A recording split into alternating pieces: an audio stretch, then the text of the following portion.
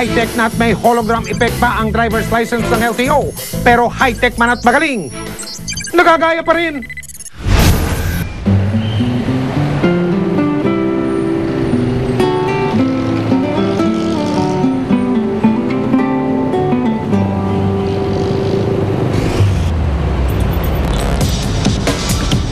Panahon pa yata ni Mahoma, kilala na ang kalyeng ito sa lungsod ng Maynila bilang Recto University. Peking titulo sa lupa, peking birth certificate at diploma, pati na peking ID at lisensya. Pero bakit kaya kahit illegal patuloy na namamayagpag ang mga pagawaan ng mga kung ano-anong japakes?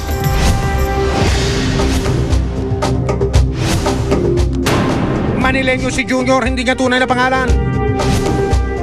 Pero kung gano'n niya kabisado ang mga kalye ng Maynila, ganon din daw niya kamemoryado ang hulma ng mga kalokohan dito, lalong-lalo na sa Recto.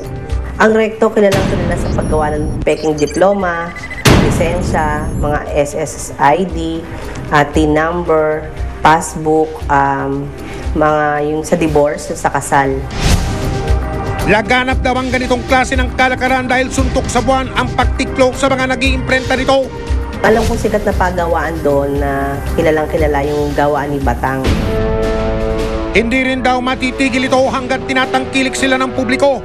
Kasi kapag sa Recto ka nagpagawa ng peking ID, napakamura niya kung ikukumpara mo sa original na pagkuha ng lisensya. Come one, come all, let's go to Recto! Hinanap namin ang pwesto ni alias Batang.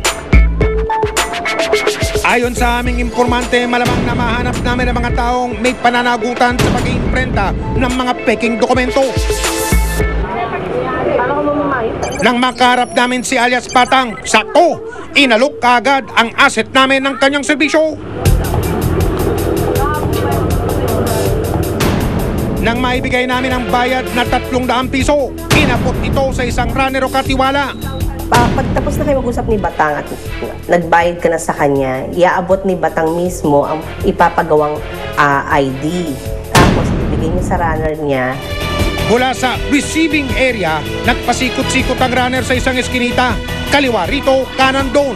Abay, matindi ang pagkakatago sa imprentahan, ha? Matapos ang ilang minuto, natuntun din namin ang sinasabing processing area. Isa pala itong bahay. Kung ikaw ang nagpagawa ng lisensya, hindi ka pwedeng pumasok sa loob ng iskinita kasi delikado. Kalimitan doon makikita mo mga tao na may mga tattoo ang mga braso na tamang hinala sa'yo kapag ka pumasok ka doon, nakatingin sila sa'yo kasi kilala nila yung mga naliligaw na pumapasok sa loob ng mga iskinita. Payak ang itsura ng bahay. Hindi nyo akalaing may iligang na nagaganap sa loob dito. Sa aming pagmamatsyag, napansin naming parating nakasara ang pinto habang laging bukas naman ang nag-iisang bintana. Pag inabot na ng runner yung ipapagawa niyang ID or sa lisensya, hindi sila pumapasok sa loob ng bahay, nakasara yun. Kasi sa may pinakataas, meron daw monitor. Tinitingnan nila kung sino yung parating na tao. Aba, maingat!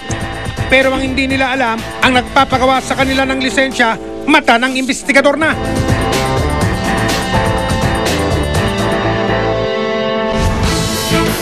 Ipinasuri namin sa Land Transportation Office o LTO ang mga homemade na lisensya.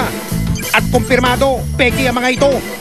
Aabutin ng 700 piso ang gagastusin sa pagpapagawa ng lehitimong lisensya sa Land Transportation Office o LTO.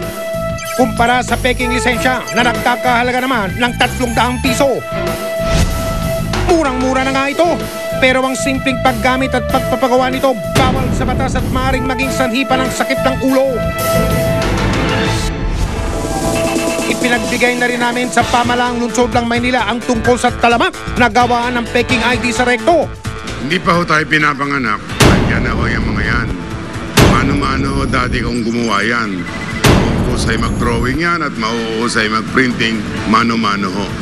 Gumagawa na ho ng PEG diploma yan, gumagawa na ho ng transcript of record. May license to operate na ang mga operatiba para wakasan na ang iligal na gawain. Yung pong may-ari ng bahay ay si Batang. Yung pong may-ari ng tindahan ay si Batang. At yung mga nakatira ho doon, mga miyembro ng kanyang sindikato. Dalawang grupo ang sumama para siguradong walang makakawala sa operasyon.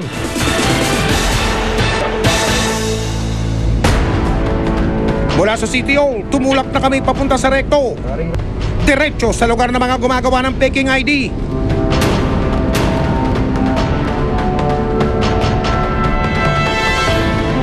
Pagdating sa lugar, isa-isa ng pumosisyon ng mga operatiba. Nagumpisa na maglakad ang unang grupo. Ang pangalawang team naman, papalapit na rin sa pwesto nina Batang.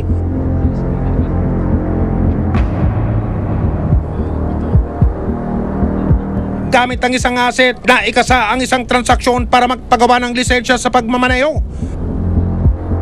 Nang umusad na ang proseso, ibig sabihin ay the mission is a go.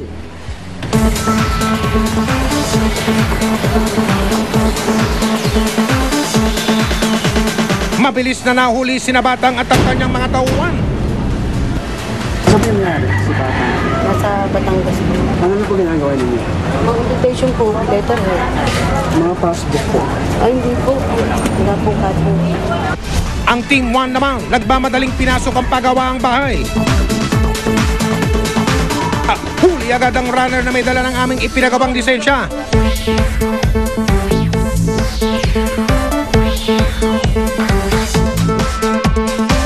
Sa taas naman ng bahay, di na nagawa pang tumakbo ng mga may-ari. Huli sa akto ang mga pasaway habang gumagawa ng kababalagan. Order lang kami rito, sir. Hindi naman pinag- Nagkalat na mga parapinalya at kagamitang ginagamit sa paggawa ng mga peking lisensya at kung ano-ano pang ID. Lahat ng mga ito, kumpiskado.